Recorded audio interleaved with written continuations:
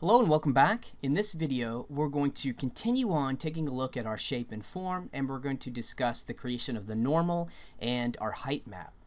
So here we're going to be focusing on kind of mainly this section here of the graph before we move into our normal and our height. Now, before we get started, one of the things I'm going to do here is just kind of change the material, or I'm going to change my base color and my roughness that we see here. So what I'll typically do is when I start a new substance graph, I will feed in just a default base color, and my roughness I'll usually make pretty high, because like I said, I'm going to be starting with kind of the overall shape and form, my surface detail, and I like to kind of just simulate the material to look more like a Lambert shader. I use it kind of like I'll say a sculpting material, so to speak, so that I can just get a better gauge on how the light is interacting with the shape and form. And then as I progress through that, I'll start to introduce, I can tweak the roughness a bit just by using a slider to kind of see how light is interacting. So instead of going into this graph and just unhooking all my outputs and everything, what I'm going to do here is just add a couple new nodes. So I'll hit the space bar, and I'm going to come over here to my uniform color. And so I'm going to take this color value, and then like I said, I'm just going to give it kind of like this middle gray value. So I have this node. If I double click, this is the value that we get. Now, what I can do, if I want to just take any node and I want to view it on the model, I can do that. So I can just have this node selected. I can just right click and drag and drop that node here over into my 3D view. When I do that, this pop-up appears that allows me to choose which channel on the shader that I want to have this node be applied to. So in my case, I'm going to just change this to my base color and diffuse. So when I do that, you can see that it removes the color information, and now we can get a better gauge at what we're doing here when we basically are working on sculpting our height map and adding detail through our normal map. So now I'm going to do the same thing with our roughness. So I'll hit the space bar. Here I'm going to go to my uniform color. I'm going to switch this to grayscale, and I'm going to take the roughness slider and take this all the way to 255 because we want this to be super rough to start. And again, just right click, drag and drop, and we'll put this here into our roughness. And so now we don't have any real distraction at this stage of light, or excuse me, I'll say reflectivity or color. We can really just get an overall gauge of how light is interacting here with the overall shape and form and details. And like I said, this is a very, very important stage. Now, once I have kind of these outputs here, if I want to, start to kind of look and see how my roughness is interacting, or how the surface is going to be interacting with kind of the light, I can then start to just change some of this roughness. So here I can start to just, tweak this down, and I can see, what kind of varying roughness would do and how light is interacting with my surface at this point. So here you can see that I'm kind of simulating kind of these rocks and how they may look here as a wet, with a wet layer on top of them, kind of a wet surface on top, and so on. And just by using, these just uniform values, like I said, this is a good way to kind of gauge overall what we're doing before we get into actual color. Okay, so now that we just kind of have that in place, let's just jump down here to this section here where we're really going to start to look at these cracked edges and so on. Okay, so what we're going to do, like I said in the last video, is we had our crack pattern here. So this is our cracks, and I just have three different instances of this, and that's giving me these three different patterns that I'm going to work with. Okay, so the first thing I want to do with this pattern here is I want to start to create the cracks on the edges. So here I have the crack, but I want to actually go in and start to kind of chip off some of the stone that's going to be around these cracks. So the first thing I'm going to do, like I said, we could just have utilized this pattern, but we need to really kind of layer that variation. So what I'm going to do is I'm going to take this pattern and one of my nodes here at the bottom, this pattern, so these two guys, and I'm just going to start with a blend. So here I have a blend node, and I've got these guys multiplied together to create this. So again, I took the two variations, multiplied them together, and now I have kind of these lines that I'm going to be working with.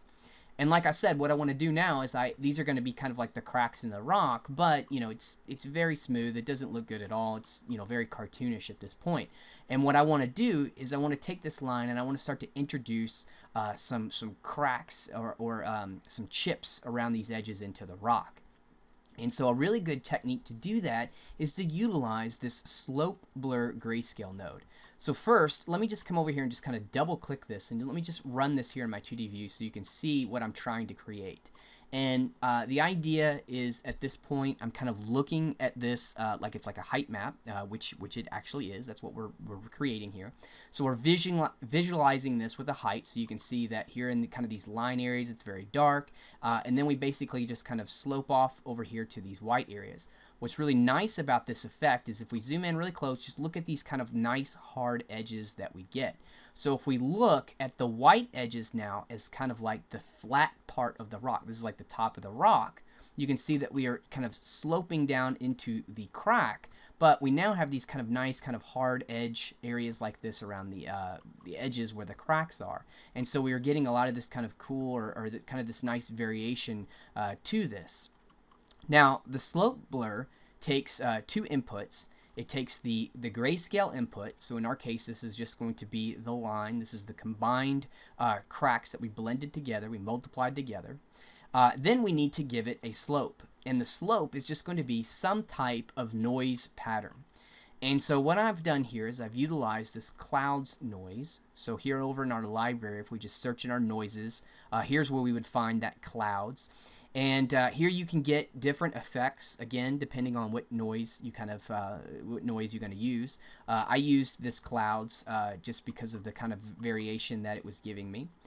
So we have clouds. Then I just kind of blurred it just a bit, okay, so to kind of soften some of these edges. So if we look at this, we get some nice kind of variation. We have, like, again, the white, and it kind of slopes down into these dark areas, but it's just a little bit, there's too much chaos in this, so we just need to kind of blur it just a bit, because what we want to do is just have kind of like these these more softer, rounder shapes like this to kind of create, you know, this, and you can see here in the white areas, where you can visualize where this is going to give us kind of like these edges and things like that. And in this case, this is a very inexpensive operation, so I just utilized the blur here from the operational nodes. So this gives me the slope, and then I come in here and I just feed that into the slope, and then I have an intensity. Now, there's a couple different modes to this. First, what you're going to want to do is set the samples all the way to 32. If I just bring this guy down here and we take a look at this, you can see this is what it creates. So this is not useful to us at all by default. So what we need to do for this to be useful is we're going to pull this all the way to 32. Okay, so once we have this at 32, this is the kind of blur that we're going to get. Again, it's just blurring our edges based on the slope input. And then, you know, we have this intensity slider, so we could, you know, adjust this to get the type of blur that we want. And for our mode, we have two different types of modes, and this can be pretty helpful, actually. So what we're going to use here is our blend mode, or excuse me, our min mode. We could do a max, and so here, if we kind of do this max mode, you can see how the blending is working with this. Not really what we want, but another useful mode of this is to utilize this blur node. So what this does is it gives us the effect here, it gives us the effect, but it only gives us the actual effect itself, or the blur itself. Notice the lines are not there. And so sometimes this can be beneficial when you need to isolate an area of these cracks, but you don't want the lines. So, you know, again, that can be beneficial. In our case, we just want to utilize min. Okay, so next, I just want to take this slope blur here, and I just want to kind of darken some of the values. So instead of just using a levels node to process this, what I'm going to do is just utilize a blend node, and I'm going to set it to multiply. And so you can see that gives me, you know, able to darken some of these areas, but then also allows me to utilize this opacity control as kind of a feather to this effect here. So again, instead of using a level, sometimes I'll utilize this kind of operation of just multiplying the image against itself and then dropping or using the opacity as like a feather. So now we have this effect. You can see that if we kind of look at the overall shape of this, kind of the white areas, we can see where the rock is. We have these cracks here. We can see where this slope blur is giving us kind of this chip. We've got kind of these lines. We're starting to get some kind of rock-like shape out of this. However, it still looks pretty cartoony. So what we're going to do with this is we're going to further, again, like I say, we're going to layer some additional variation to that. And that's what we're going to do here in this section called the edge breakup. Now, before we get right into this, I want to talk a bit more about another variation to these cracks here. So at this stage, you know, we have this. However, I wanted to add another layer to this. So what I did was I just came over for this first effect that we had here. Notice we had the first cracks node, and then we had another node down here, which is also pulling some double duty here for our large shapes, which we'll discuss later. So those two guys are multiplied. So then I did a third instance of my cracks pattern. Just, change some of the parameters here to kind of vary this guy up. And then I just did the same exact technique here with my cracked edges. I just varied that here with the slope blur to create these actual chipped edges along the cracks. So here you can see that I utilized the same noise, the cloud pattern, just plug this into just a different version of that cracks. So now we're going to have this version that we're going to work with, and we're going to have this version, and eventually we're going to merge these two guys together. So one other step to this, like I said, is constant just iteration and variation on top of this stuff. So right now for this secondary cracks area, you can see it's taking up the entire image, and so I didn't want to do that. I just wanted to kind of make it look like, this is more, there's some whole areas where these cracks aren't even happening. And so to do that, I'm just gonna basically mask this, or multiply it over top of just a single white value. And right now you can see that this white value is this small little bitty texture. We'll talk about that here in just a second. But first I need to make the mask. So I just came over here to my library and I grabbed hold of this clouds noise, did a transform on it. So these noises, if we hit the space bar here in the 2D view, it lets us just kind of see how this texture is going to tile. So all the noises are going to tile. So if I hit the space bar and I grab hold of my transform 2D node, I then just went in and just rotated and scaled and just kind of moved this around just randomly just to get a different variation of this. You can see where I'm kind of targeting some of these values. So this is kind of white here, and then we get a little bit of a darker kind of in this region like this. So I kind of liked, how this kind of pattern was working for me. So that's why I went with that. Now I used the levels here. Part of our operational node. So I just used the levels, use the input black and white here just to kind of crush these values together to get kind of a hard version of this. So here's what we had before, and then here's what we had after, and you can see where we're just isolated some of these white and dark areas like this. And we're going to use this as an opacity input to our blend node. So the first thing that I did was I took this operation and then I multiplied it over top of just white.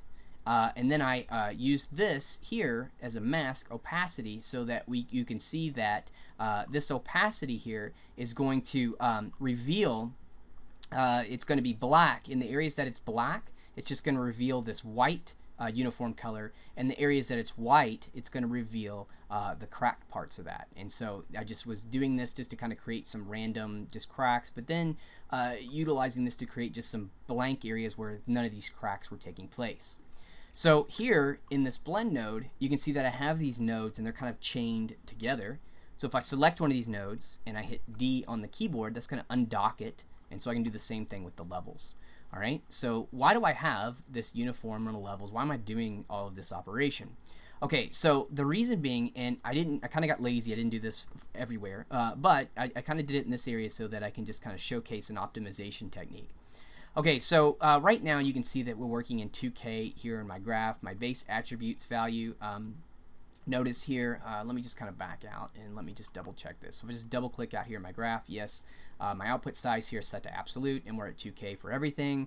And so, just you gotta, especially if you're gonna utilize this material as part of something that's gonna run in say a runtime environment, you wanna be aware of what nodes are being more computational. Anytime you have nodes that are larger in size, they're obviously gonna take up more time to generate and so on. So you just want to be careful over that. And in an area where I grab hold of a uniform color like this. And right now this guy here, if I set this, we'll just leave it to black. But notice here that this guy's set to the parent. And in this case, since it's set to parent, right now the parent, the base graph, is at absolute 2K. That's why this guy here is at 2K. If I regenerate this texture of this base graph and say I drop it down to like maybe even 256, that means that this color value here is going to be 256. The problem with that is, and even though that 256 is pretty small, it's actually, even at 256, that's a huge amount of texture space for just this simple value of white, and it's a waste. So what you can do is you can select the node itself, you can set it to absolute, and drop this guy all the way down to 16 by 16 pixels. Now, why this value? The reason why we use 16 by 16 pixels is because that is the lowest pixel value that the Substance GPU engine can handle. And so we're just going to use that as the cap. So 16 by 16. Now, when we do that, if I were to take this node and plug this guy in, you can see it then changes this blend here. So now this node here, this blend operation becomes 16 by 16. And that's because I've got this guy set to relative to input here. If I were to take this graph and set this to be relative to parent, we go back to 2048 by 2048 to this. Okay, so that's one way to handle it. Another way to handle it, if we just leave this back at its default setting at input, I just use the levels node here. So notice my levels node is set to parent, and I plug this guy in, and it sets it back to this operation as well. So honestly, we don't really need this node. This node is just basically, it's not processing anything, it's just blank. But what it's doing here is it's just setting this value. So there could be a situation where this blend node here, we can't really set this to relative to parent. It needs to be input, but you know, in that case, you noted that you can just take a levels node and just set it to be set this to be relative to parent, and that'll, you can see where this is taking the 16 by 16 pixel node image. So we're just getting the value. It's getting scaled back up to 2048, but you know, this uniform color is not being stored at whatever value it needs to be, and so on. So in our case, what I'm going to do is just take this connection, plug it into here, and take this guy and set it to relative to parent. Okay, so we have that in place. Let's get rid of that levels node. So we have two ways we can handle that, and we'll just dock this guy back. So in this case, this becomes a more optimized way to work. We're just using the uniform color, 16 by 16. We just want the value out of it, but we're still working with this 2K image at that point. Okay, so kind of a long story there, but it's important to, you know, see these kind of techniques where we can optimize our graph. Okay, so now we have, like I said, the goal of that was to create two different variations. So we have these guys, all right, and now we have these cracks here, and you know, with even more variation where it's being masked. Okay, so like I said, when we look at this guy, and I kind of zoom in on this, I can see the cracks, I can see the chips, but you know, it still looks, you know, very stylized. It looks very cartoony. And so what I want to do is, again, just kind of layer some more iteration on top of this. And that's where we're going to come over into this edge breakup section. So my idea behind this is for all of these areas where I have these chipped edges, I want to vary the luminance that you see here. And so I'm going to utilize this noise here. Again, I'm just using clouds. I process it with the levels to kind of clamp this so I can get you know, a bit more of a contrasty noise to work with. All right, and then the first thing I'm going to do is I'm going to utilize my slope blur here. And I want to basically I want to create a mask that's just the chipped areas and not my cracks. So remember early on when I talked about this slope blur, we can do that by just utilizing our mode and switching this here to blur. So that's a handy way to use the blur. But in my case, if I did that, it's going to mess up what I've done here with my blur, and I definitely don't want to grab another slope blur and place it in here just to create that mask. So again, just thinking about how you're using these nodes. I already have these two slope blurs. I think I actually even have more in here, maybe somewhere. I don't know. Yeah, I do. So, you know, I don't need to make another one just for a mask.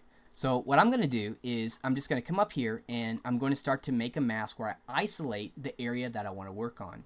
As you create your materials, you'll notice a lot that the process becomes, hey, I'm creating a lot of masks that I can use to, you know, mask or drive some other type of effect. And that's just part of the process of working here in Substance Designer. You're just, you know, constantly creating masks that you can use. So in our case, I grabbed this blend node. So here's a blend node that we have. And let me just close up my base parameters. And notice here that our blending mode is set to subtract. And so here we have a foreground. So our foreground is going to be this here. We can actually just view it by clicking our foreground and background. But you know, let me just back out so you can actually see the node connections themselves.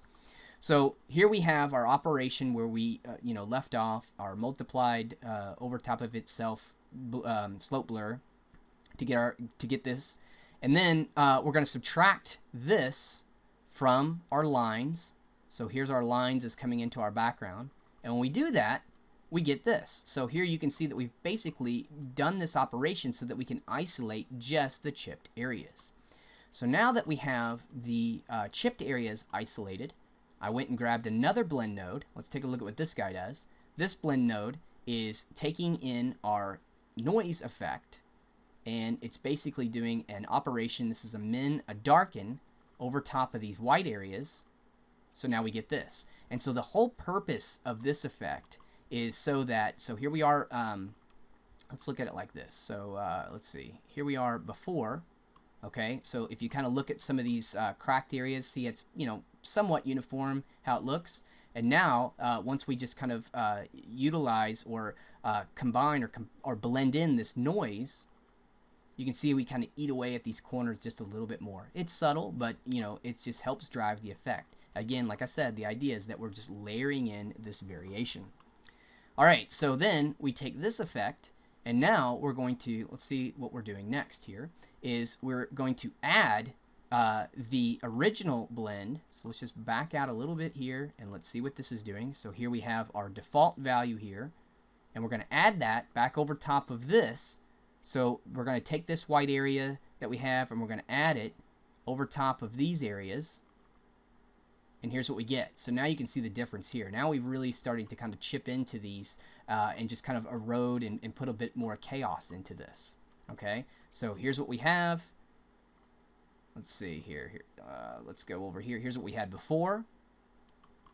So we have our effect. Again, like I said, it's pretty cartoony looking. Now we start to just kind of erode into it with this noise. Now we've done this, but we've lost a lot of value here in our areas. So again, I'm just going to use my my technique of just blending this back over top of itself, or multiplying it back over top of itself, just to kind of darken everything back up. Now I could just do a levels or something like that, but in my case, what I want to do is just have this multiply, and then I have this nice little opacity here as a feather if I want to. So it's just one way I tend to work with this. So what we have here is what we had before, and now here's what we have. So this is just, more chaos into these edges.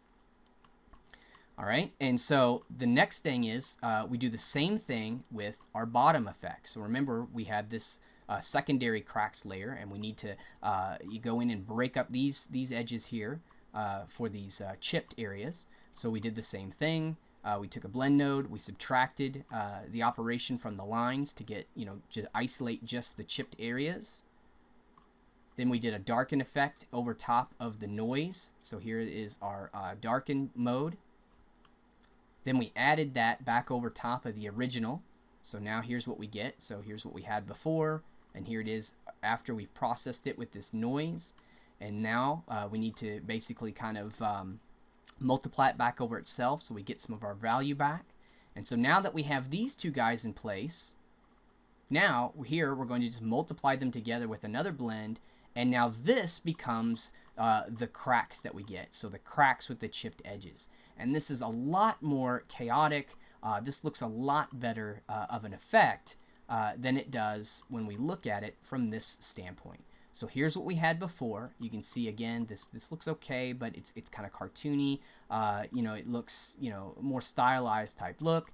And then here we have something that looks a bit more natural, and I'll say organic, I guess, here with how some of these cracks and things like that are working. And so this, to me, looks, a bit more like kind of like this rock pattern that we want to create.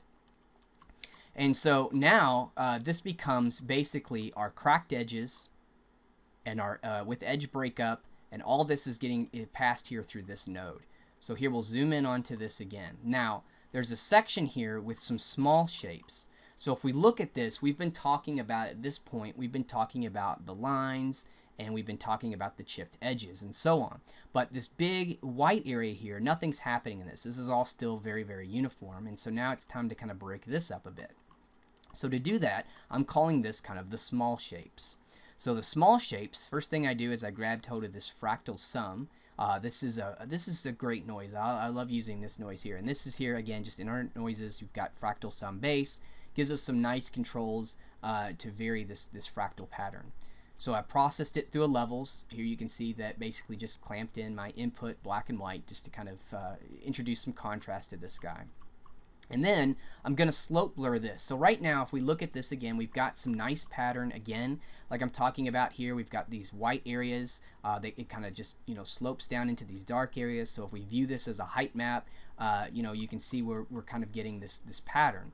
Now, it's very wispy, kind of cloud and smoke-like. So it's not very rock. We need some hard, crisp edges and stuff like that.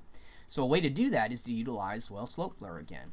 So I'm going to take this noise. I'm going to use a transform node, again, spacebar, transform 2D, and all I'm doing here is I'm just rotating, scaling, just moving, so I just vary the noise. So here it is one way, and here it is another, and then I'm just going to slope blur these two guys together to get this. So if we zoom in, we still get this variation. That's the whole point, this luminance variation again. So we got these kind of bright white areas, and then it kind of falls down into these darker areas. We still get that after the slope blur, but the other thing that we're going to get that's very, very useful for stone and rock is we have that variation, the light, as we go down to these dark, but we got these nice kind of striation patterns here. And notice we got these nice hard edges like this. Look at here in this white area. So these are going to be really good for helping us to generate kind of stone like this. So then, just to kind of further, just kind of iterate on this, I just went and grabbed a noise. I just used this guy again because I didn't want to just keep dumping in these noises like this. So anytime you can kind of borrow from something, it's good to do that. Again, the less nodes you can use, the more optimized you can kind of look at this. So here's our slope blur. Then we're just going to multiply some value over top of that, or I'm sorry, actually subtract some value, and then again just drop the opacity a bit. So now if we kind of zoom in on this guy, you can see what we're doing with this. Here's what we had before. So we got this white area. We subtract in that noise, and now we still have these white areas, but we now start to have some other kind of dark areas like this. And so this kind of helps to just generate some randomness of these rock areas like this. And so now we have this pattern. I'm calling this my small noises, my small shapes, and these are going to be placed on top of the rock. So now that we have this, we're just going to blend together our cracks and our small shapes. So here's what we get. And I'm just going to do an add sub. So this is an add subtract operation, and here's what I get. So now you can see that if we take a look at some of these areas, now again the white areas imagine are going to be like the flat areas of the rock. So if we kind of zoom in, because of the way we're utilizing the slope blur, we've got this flat area, and then we got this nice hard edge like this, and we've got some cool variation as we slope down here into these areas where we're not going to have the rock. And so this becomes our small shapes pattern. All right, and so we'll kind of back out on this, and then the next stage of this is we're going to vary it yet again. So like I said, we're just constantly layering iteration on top of this. Here we're going to come down to this blend. So if I just double click this guy, all I'm doing here is just adding a little bit of noise to this. All right, and this is going to fill in a lot of this area. So see in this area here where we actually had some rock, but it wasn't raised. If we're looking again, this is our height map. This was kind of flat, but now we still have some value into that. So in order to do this, if we just scroll down into this area here of our graph, we've got our surface detail. And so here I'm just utilizing a couple grunge maps, again, just noises I just grabbed out of our library. So we have this grunge map and this guy. Let's back out so we can see these maps here. We've got balance and contrast, so we have some control over top. These are just substance noises, and then here I'm just multiplying them together to get this, which I'm going to use for my surface detail. So we got some scratches and all kinds of just different grunge pattern, and then we'll just kind of move back up to this surface detail. And like I said, we're just multiplying this here back over top of what we had before. So this is our cracks and our small shapes, and now we've layered some detail grunge over top of the surface of that rock. And then if we really look at this, you can see that we start to get some cool patterns. So again, I love these hard edges like this. Here's another kind of in the grunge map where it's putting kind of an edge here, so you can see that this rock becomes layered. Here's one piece. This it's got a little bit lower than this piece. We got this edge in here, and so on. And so yeah, like I said, when we look at this like like as a height map, you can see where this rock starts to kind of have like this leveling effect as it kind of slopes down into these crack areas. And so that's how I'm generating these rock patterns from that. Now that we have this, we're going to start to work on taking this and blending this into our actual normal map.